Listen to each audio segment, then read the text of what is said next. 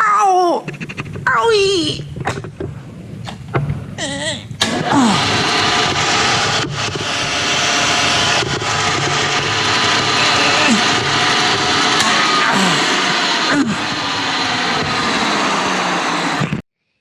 All right, welcome back, everybody. Starting a new project. It's actually the last project that we're going to be doing for this online learning.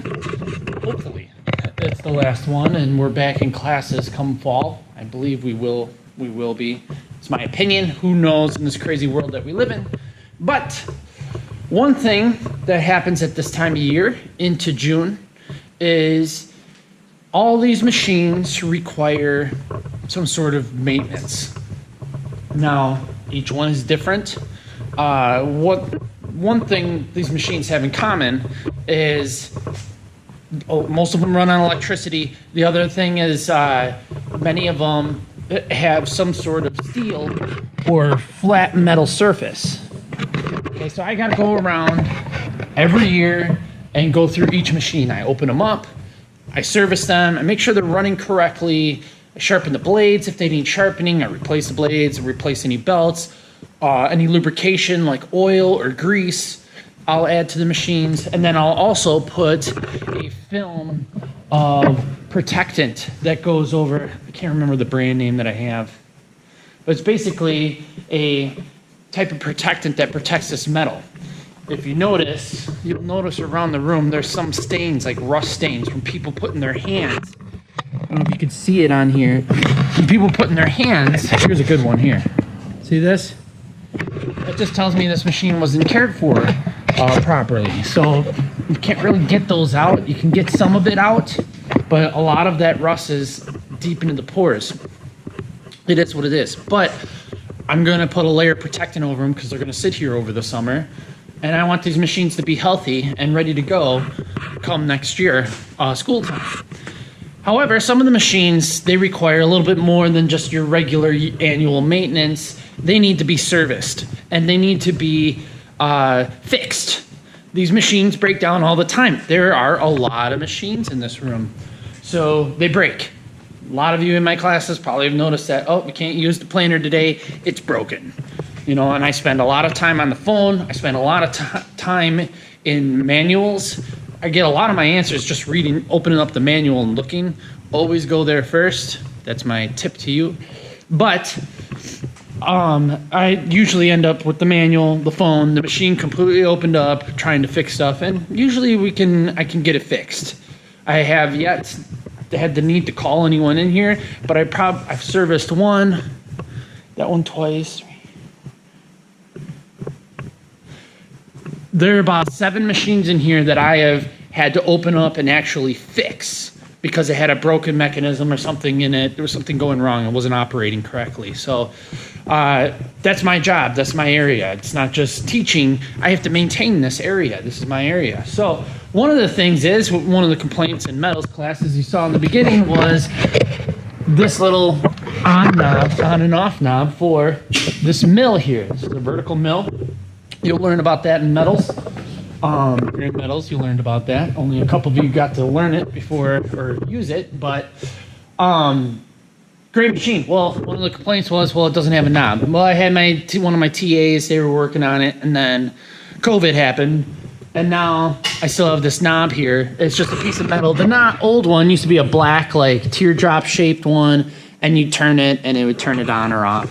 Now it's just a piece of metal shaft sticking out. And so what I'm going to do is, what's nice about these machines is I can make my own parts. So what I'm going to use this mill. I'm mostly going to use the metal lathe, and I'm going to design my own part to go on here so I can have my own knob. So how do we do that? Well, I'm going to start with step 1, and that's rough sketching. Come up with some ideas and some thumbnail sketches, and we'll go to that next. All right, so the first thing, what I want to do is kind of come up with some ideas. Now I can try to think of the best idea in the world, on my own, sitting in a corner in a dark room by myself for hours on end. And eventually a good idea will probably come to me. And yeah, I can rely on my brain, but my brain it's got so many other things going on right now. Sometimes it's best to be resourceful and stimulate ideas and brainstorms. So what I did is typed in knob designs, went to images on Google, and then I could look around and started thinking, okay, how do I want to make this? I want to make it ergonomic. Here we have these. It has all these different knobs here. The one we had kind of looked like this one right here, DM2300. It was more like teardropped, but it looked like that. Okay. The one I'm thinking of is going to be more like this. Okay, but we'll see. So I have all these different knobs. A lot of them are for drawers, for cabinetry, stove tops, all this different stuff, but it got me thinking, like, okay, obviously something like this, that's not going to work. Okay, it's got this little stem right here that's where you attach it to. It's just, it's not feasible. All right, so I was like, okay, this is getting a little redundant. It's a lot of cabinet knobs and different things. So I looked up machine knobs. Now this is a different story. Usually machine knobs have a machine screw to it. I learned that looking this up. That's another thing. When you start researching, you learn things that you never expect to learn, initially. So kind of some extra things here that I try to throw in the bank in the Rolodex, and that way I can, the mental Rolodex that is, that way I can recall on it whenever I might need any of these other designs. Anyways, sorry, I'm rambling here. I'm looking at these designs. Pretty much the one that I like the most, I like the cylinder. Like I have cylinder stock. That's another design factor that I'm considering. But I have this knob that needs, or this screw that goes into the side. So I'm looking for something more like this one down here in the bottom left. I want to keep it simple. I'm not going to add all these different, finger slots or different things like that. I could, but that just will take more time, and it's going to.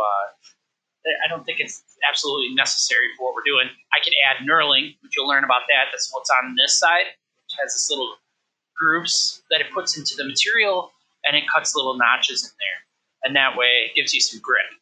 There's some up here on this one as well. Mine's more like this one.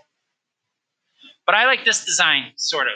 It'll be a full cylinder. It's not going to have this lip or ledge right here, but it will have a hole going through the middle. But like this one down here, it's going to have a hole going in the side. So these two, I'm going to kind of go off of that play. So let's go back to the shop, get some measurements, and then I'm going to sketch this out. We'll see what happens. All right, here we go. So I've decided I'm going to go with a cylinder shaped, just a 1 inch by 1 inch metal knob. I'm going to call it the knob project. We'll call it the knob. And I decided to go with that. Instead of making a fancier, like the old one used to be a teardrop shape, I was telling you, and the ones we saw on the computer, researching different shapes, I could do those, but for simplicity, the knob is going to work, a cylinder little knob. Plus, I have a lot of cylinder stock cut-off stuff that might not be used otherwise with our other projects. So it's good to use that stuff up. So I'm going to go with that. The next thing we need to start off with is get some dimensions down. How big is this thing going to be? Now, I said that I wanted the knob to be about 1 inch. Okay, so an inch on my dial caliper is about right there. There's 1 inch. I don't know if you can see that, but that's 1 inch, and that's going to fit over like that. Seems big enough. If we center it on here, it'll clearly cover that. Okay, so this inch cylinder that I'm going to have on there is going to have a hole going through the middle, and it's not going to go all the way through, and I need it to accommodate this piece right here. So in order for me to do that, I'm going to use the step side of this dial caliper. I'm going to measure how deep it is. Looks like we got 0.750, 0.749 to be exact, but 0.750, write that down. And then I need to know as well, there's this little threaded nut in here. And how this works is, So once you create a hole in my cylinder, this unscrews on this right side here, and it slides over this whole thing. Well, then when I'll be able to put the screw in, which means I need another hole into the side of my cylinder. Once you tighten the screw with an Allen key, once you tighten the screw, it opens up this shaft. It'll start to open up kind of like a vise, only backwards. It's not going to be squeezing in, it's going to be opening up, and then it'll create compression inside my tube, and it holds it on there. So that's kind of the technology behind what's going on here. So this actually, I have it loosened, but it's not, there we go. You can untighten it, there's a little bar in there that the screw hits, and then once this screw hits that bar, it starts to spread open these two jaws here. Okay, if I didn't have that bar in there, the screw would go in and it wouldn't really do anything. So I need to accommodate this screw. Okay, so the cylinder, I said was 0.7500, so 7,500, what would that be? That would be 75 hundredths of an inch. I don't want it to be exact because I don't want my cylinder or my part to be pressed up against this wall right here. So I want to subtract a little bit.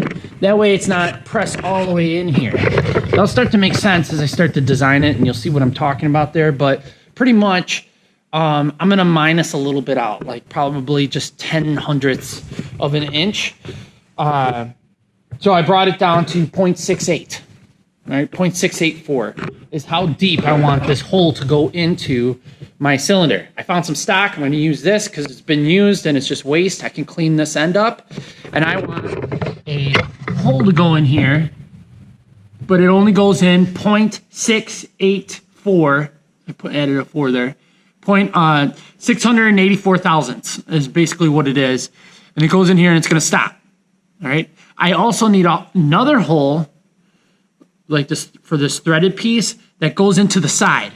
All right, so I need to find out, well, what's this? Okay, so that's pretty easy to do. I take my dial caliper, I make sure I'm on the threads, and right now I'm looking at 0.25. Very easy dimension. It's 1/4 of an inch, that piece. So I need to make sure that there's a hole. It's not going to be threaded. This is just going to slide right through the hole and go into the threaded point on the machine, and then tie that in there. That not only will open up those jaws that I talked about, it also will keep because this will be in the way, my screw, the piece won't be able to wiggle off or anything like that, as long as this is in there. So, pretty easy. I have 2 holes to worry about. It does take some machining. At the end, I'll add some knurling to give it a little bit of grip, and you'll see that too. But first I need to design this thing, and I'm gonna walk you through how I do that, and how the proper way of, designing a part should be. I pick something easy like the cylinder so that I can kind of do this in a timely fashion, so there's all that. I used to have a pencil up here, so I'm a little irritated right now because that pencil always seems to just fly away out of my ear.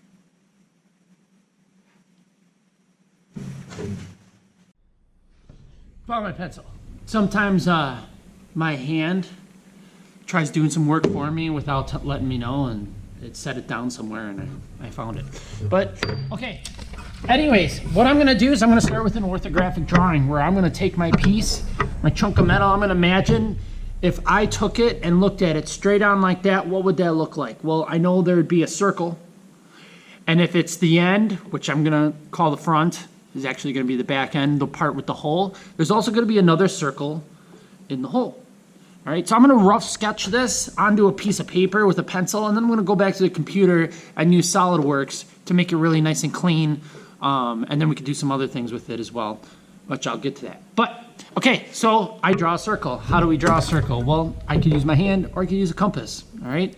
It's an inch diameter, so all I need to do is take this, set this to 1/2 of an inch, and how I do that is I take my ruler, I take my compass, and I set it to 1/2 of an inch. And then, finding in the center point, I can trace out my circle.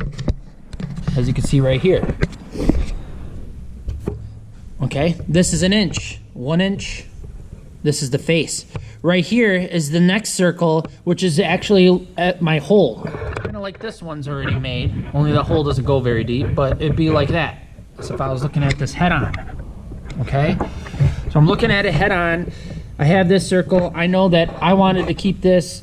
Oh, that was another thing I measured, was the diameter of this piece here happened to be 0.38, okay? And as you see right here, I have 0.38 inches, and that's the diameter of my hole here, okay? Another mark you'll see a dotted line here.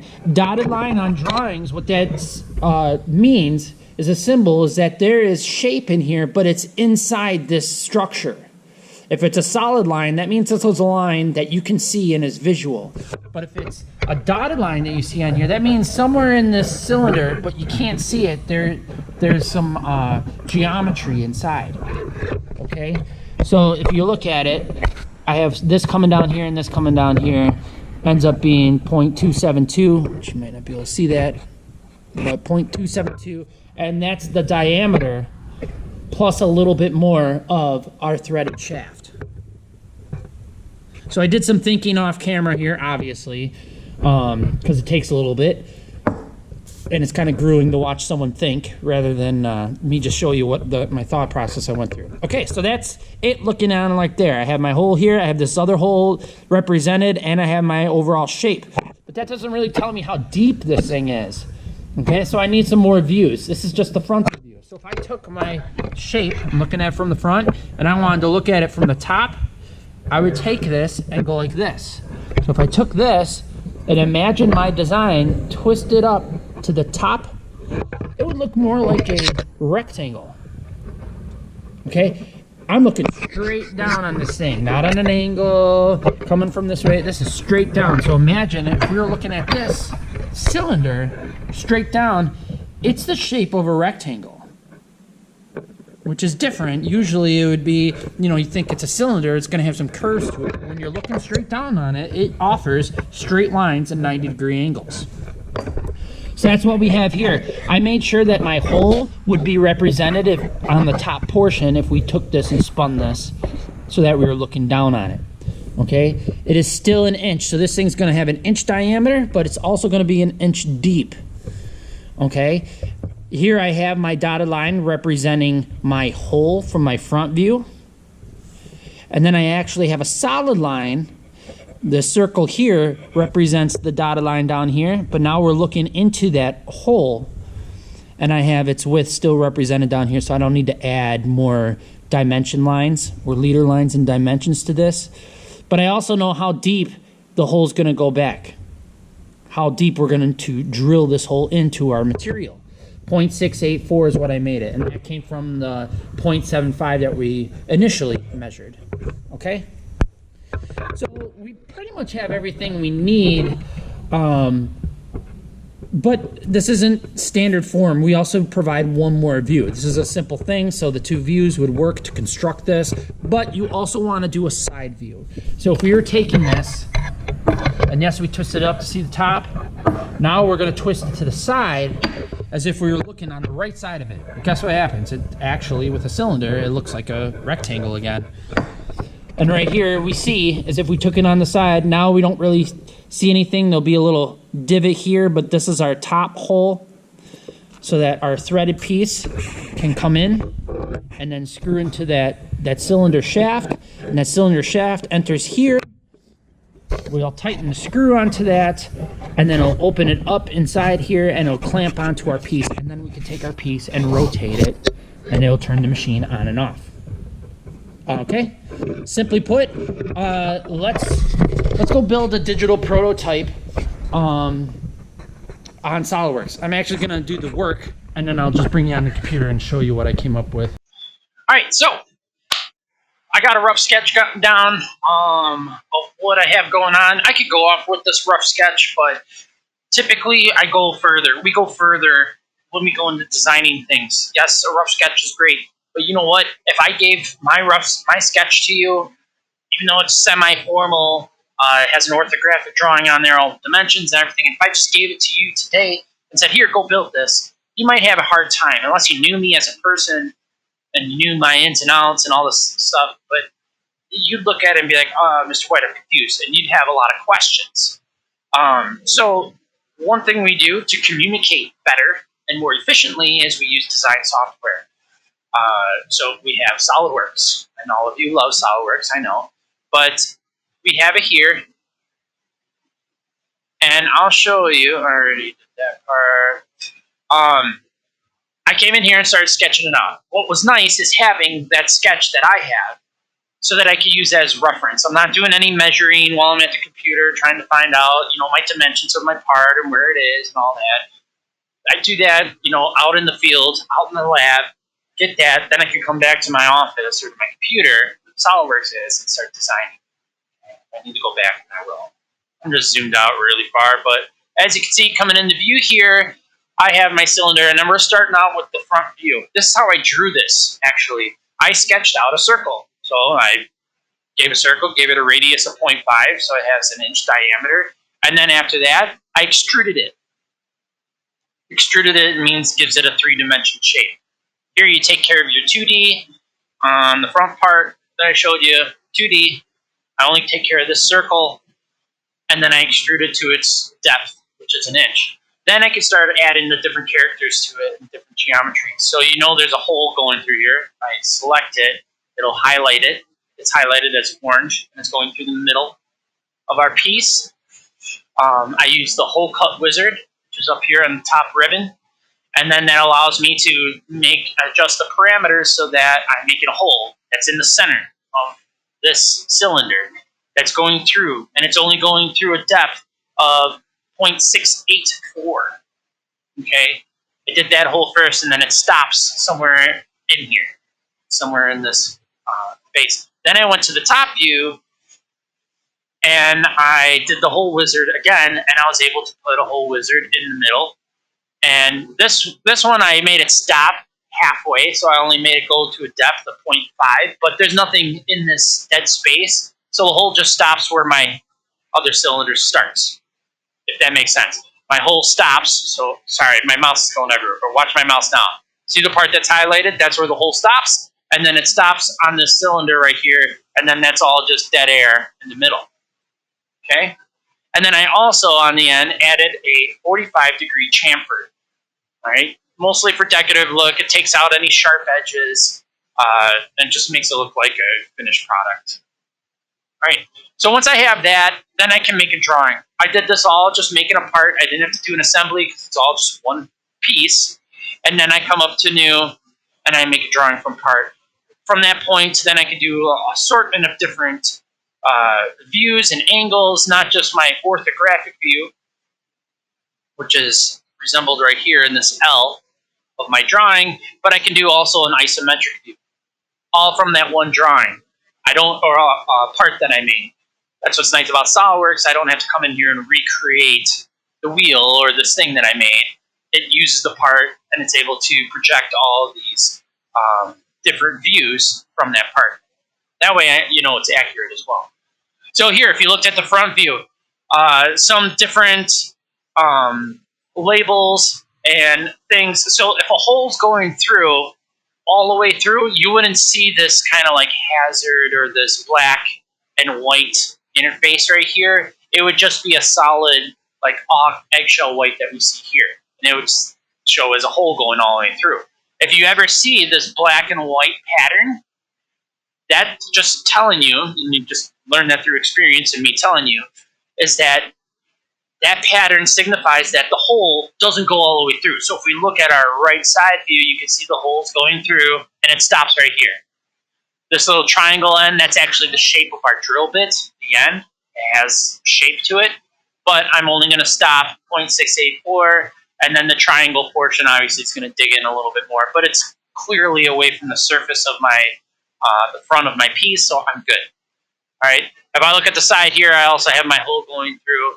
One thing I needed to find out was, where is the center point of this circle? I don't have it represented on my top view up here.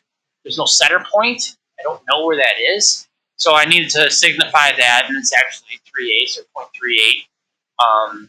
It's rounded up there. up from the backside all the way up. That's where I'm going to put my drill bit, and then I'll drill my hole going a half inch into the base. I also have my chamfer, which wasn't on my sketch, represented up here. It's a 45-degree angle. It just shows that there's a 32nd of an inch distance from the edge to the top part of the chamfer. So that's it. I have my diameters here, my 2 holes. So pretty basic, but I have a nice drawing here. Now I could take this drawing, I could give it to someone, I could replicate this part. If my part malfunctions, I can now go to my file cabinet. I'm going to store this with my my owner's manual of my machine, the mill, and that way I can always just reference this if my knob breaks, and I can always just recreate the part without having to go back and redesign it all. So, but maybe I would want to redesign it because if it depends why it malfunctioned. What if it broke because the walls were too thin, or I used aluminum and that wasn't strong enough, or I don't know. Those are all hypothetical, but this should work. We're not doing a ton of work with this thing. Yes, it'll be used over and over and over and over again, so through time it might wear, but how it's secured to that metal shaft coming out of the machine, it's going to be pretty rock solid for a very long time. So I think we'll be good. But another cool thing that engineers like to do, yeah, we have a digital prototype here, but that doesn't give us a 3D representation, something we can put in the palm of our hands and look at it before we actually go out there and spend the time, the money to build the parts. What if we make a mistake? What if the design features are not correct? What we can do, which is new this year to our program, is we can 3D print it or come up with a prototype, of actual physical, tangible prototype. And I can actually bring this to the machine and line it up and see how things are going to work out to a degree of tolerance. It's not perfect because it's plastic, it shrinks and expands, but we'll get there. So basically how I do that is I come into my file here. First I go to my part. Just as my part, I need to save this as a certain file that the 3D printer will be able to read this 3D image. So what I do is I go to save as, and I want to save as, doesn't matter right now, save this part not as the file type part, SolidWorks. I could come in here and I could save this as tons of different file types. As just a picture, JPEG picture, sure. Say I needed just to print this out as a picture or put it on a t-shirt maybe. I could do that. I could send it to Adobe Photoshop file so that I could pop it up there. DXF file so I could send it over to the 3D, the CNC plasma cutter, the CNC router, the ShopBot table. That's what DXF files can do. 3D printers take STL files. So I will take that. It's like stereolithic something files. I got to look it up. But STL files are great for 3D modeling. So now that that's saved, I already have it saved in here as one, but that's how you do that. You just save one of your parts that you make as an STL file. So with that being learned, you can go into SolidWorks, create anything that you want, and send it over to the 3D printer. And yeah, you might have to scale it down because it can only produce so big of things, but you can just make your own parts and make your own things to an accurate degree of precision. So, all right, we did this. I just wanted to show you on SolidWorks my part, how I designed it there. Let's go to 3D printer and see how this thing prints out and hold on to it. See, I like how it feels and looks. Okay. Okay, so now I was able to print off my plans, be able to take this, there's no other changes, take this into the lab and use this as my plan. Okay, have that printed off.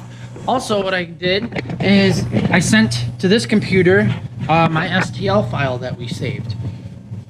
That STL file now we can print off on my 3D printer. So some things you want to do, make sure you have the right color filament if that matters. A lot of times it doesn't. You want to calibrate the table, which I did that, made sure it's level. And then you want to make sure that there's tape, blue painter's tape on this as well. Blue painter's tape because blue painter tape comes off without damaging whatever it's sticking to. That's why we use blue painter's tape. But I put that in and just like a microwave, it's gonna pop out a part to me. So here we go. Just a few adjustments here. There. Take my blue plate here. Like that. Take a little thing here. 57. What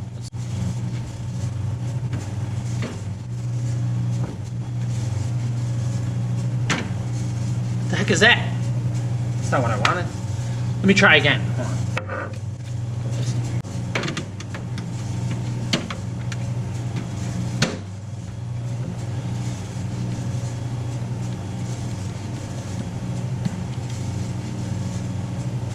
Over here. Oh.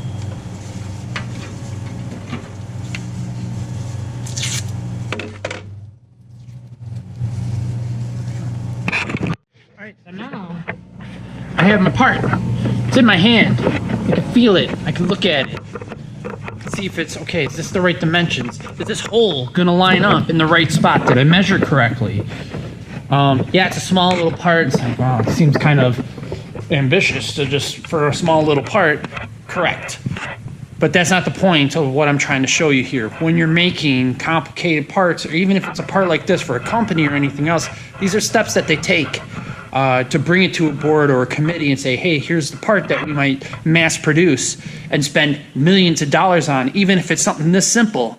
Before they go and invest and do a huge overhaul like that, they need to have a lot of questions answered, and they can be answered. A lot of questions. You ever hear a picture says 1,000 words? Well, this says like 10,000 words, you know, for a company like that. To be able to bring this into the room and be like, hey, here's the part. I spent probably 50 cents on the plastic to make this part. Here it is. Does anyone think anything different? Now people can chime in and be like, no, I don't like the hole in the side. Or no, we need to make it ergonomic. Or why gray? Let's make it pink. Or doesn't matter. I didn't waste any money or time doing this, much time. And I was able to send it right over from my design software. It was very efficient. Anyways, now I can see if this is going to line up. Wow. Sure is. It's going to be snug, which I want it to be snug. The plastic actually, the metal might not be snug. The plastic actually shrinks a little bit when it dries. It goes on, it's melted, but when it melted and starts to dry, it actually shrinks. Heat makes things expand. For water. Makes things expand, and with this plastic, it was expanded. Well, it shrank in the size. There's ways to offset that when you're trying to get really particular, but in this case, it was able to slide over the top. Looks like as I attach that, my hole, I could see it. It's lining up perfectly with this hole. In fact, I could use this as a knob.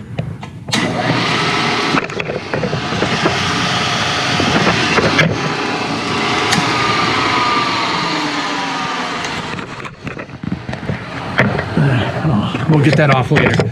I'll probably have to get a pliers because I popped it on there. But anyways, that works like that. I could just use that. But then this video would be over and I wouldn't have much of an assignment for you, and then you'd be disappointed. So what I'm gonna do is I'll get that off later, but now I'm gonna start building. I like what I did. I got my plans. I have my metal material all selected. All I gotta do is we're gonna go to the lathe, load it up, and start working. So on a little side note, with 3D printing, to give it more of a practical sense of why we do it, everyone looks at it like, oh, I can create toys. That's why a lot of kids and students like it, because there's colorful parts and stuff you can make, and it catches their attention nicely, which is great for learning. But some things that I did, like last summer, I created a kitchen island, and I used SolidWorks to design it. All it was a bunch of rectangles and squares put together, little parts and stuff. And but I was able to 3D print it and kind of see the things, because I made it from scratch. I designed it all from scratch. I needed to see if things were kind of proportionate, look right. And so what I did was, that's what I did. I 3D printed it. I did the top separate so I could do a different color. But this was the kitchen island that I did. I have 2 cabinets, 2 drawers on one end, and then I have 4 drawers and 1 cabinet on the other with a little different elevation, so I could put a big pot in there if you're trying to create a big stew or something. And then I put a little eating area because we don't have room for a table in our kitchen, so for a table. So I was able to extend the kitchen island to create a little dining area for us as well. And then I ordered a marble top and landed a marble top on it, marble granite. So yeah. Anyways, it has all my parts that I did and that I made. This is what I did. Another one that I'm doing for this next summer is I'm making a shed, a 16-foot by 10-foot shed that actually has a little patio on the end. It's hard to see, but there's a patio right here. This is all open, but this is the rough framing of my shed that I'm going to build. I was able to create all these parts all on SolidWorks, each one, even all these rafter ends, and then I put it all together. I made a drawing, and then I saved this as a part, as an STL file, and I was able to go and send it to the 3D printer. What's the benefit of that? Sounds like a waste of time. Well, guess what? I took this when I went to go get my builder's permit, and I brought this into the inspector, and I put it down on the table because he asked, so what material are you using? You know, how are you going to put it together? Because I never met him before, so he doesn't know my experience, and he was making sure I was going to be doing things right. I pulled this out and put this on the table. He's like, oh.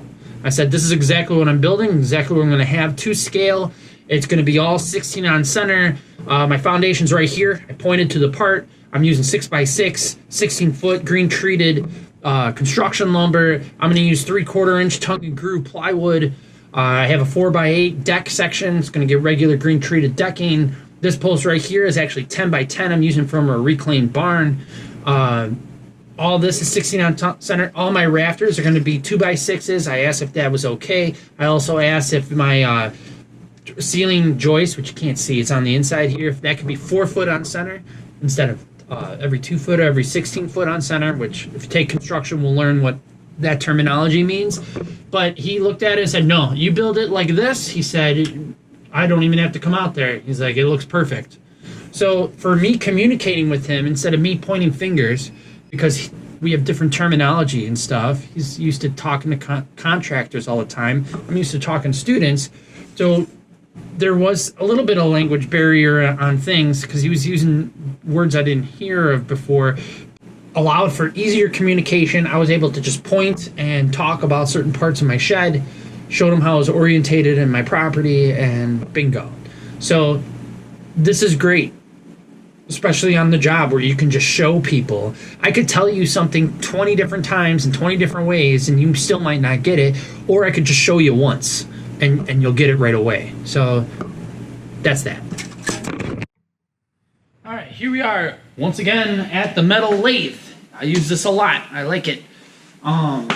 Things we're gonna do. I have my piece in here. Stock. I got that in my 3-jaw chuck. I'm gonna have to take out the tooling off my tool post here, but pretty much this is ready to go for cutting aluminum. That's what the stock is. It's 1 inch diameter aluminum cylinder stock. So I have that. I'm going to be using different types of cutting tools. You'll see me switch in and out. I'm going to be using this knurling tool that I talked about. That's to give it the grip. And those different things. I'll also be using this tailstock later on with this, just a regular drill chuck on here. That way I'll be able to attach some of my drill bits. And I'm going to use this to drill out the one hole, like the main one, and then the one hole that comes in the side, I'm gonna have to bring that over here to the actual mill to create its own part to drill in that hole onto the side of it.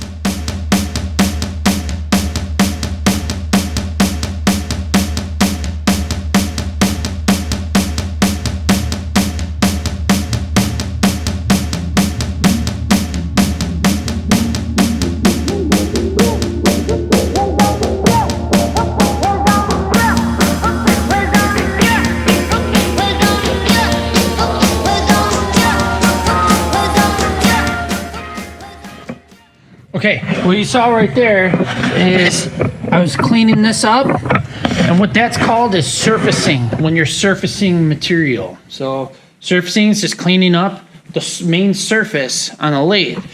The other process you can do, there's a lot of them, but another one is facing.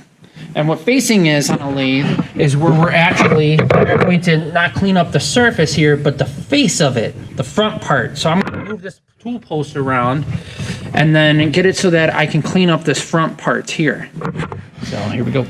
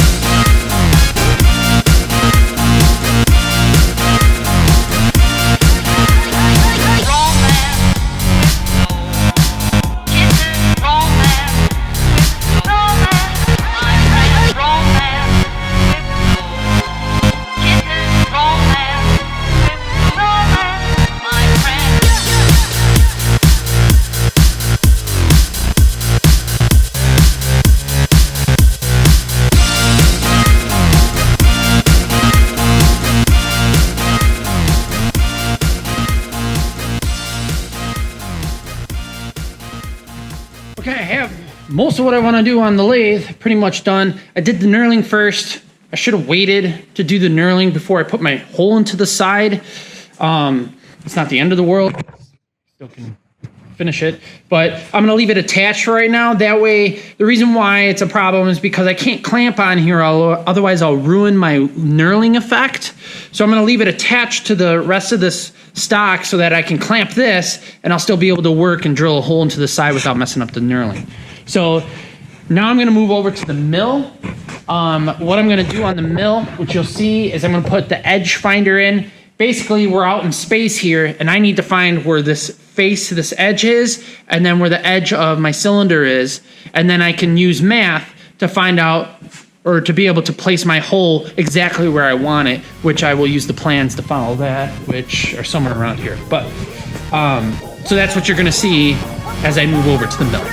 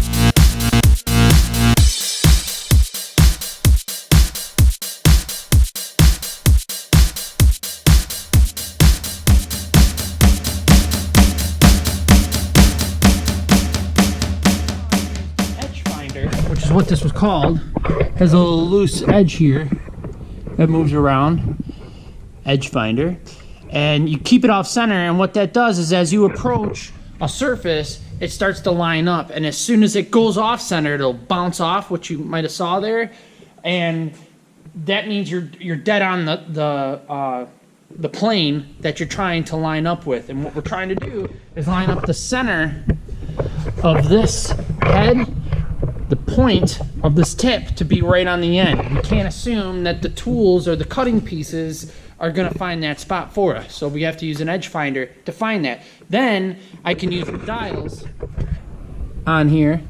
Each knob has a dial that has a graduation that deals with decimals of inches, and I'm able to find out where I want to go. Right now, as you can see, I'm centered in our shaft. It doesn't appear so, it's because of the angle of my camera and the edge finder, but I'm also 3/8, or actually 0.38 up this way. Now all I gotta do is I locked these in place, my tables, locked them in place, so now all I have to do is raise and lower my Z-axis, and I'm not gonna mess with my X and Y because I'm right where I need to be. And now I can put in my drill bits and that and bore out my hole that's going halfway through.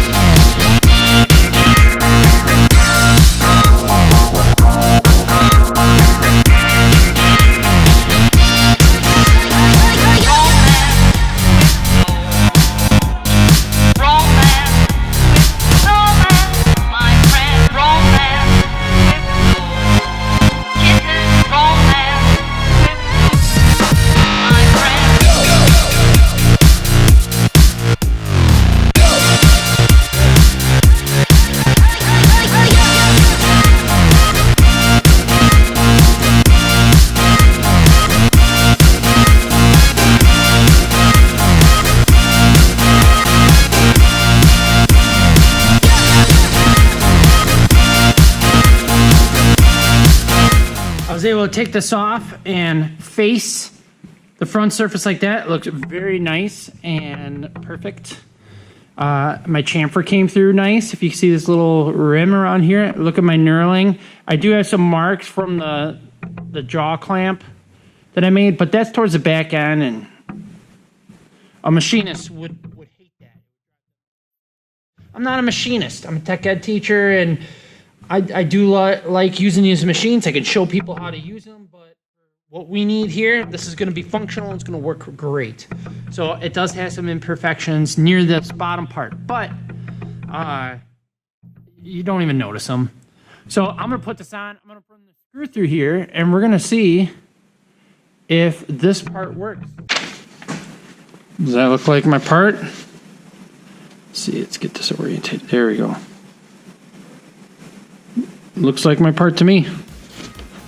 Let's try it.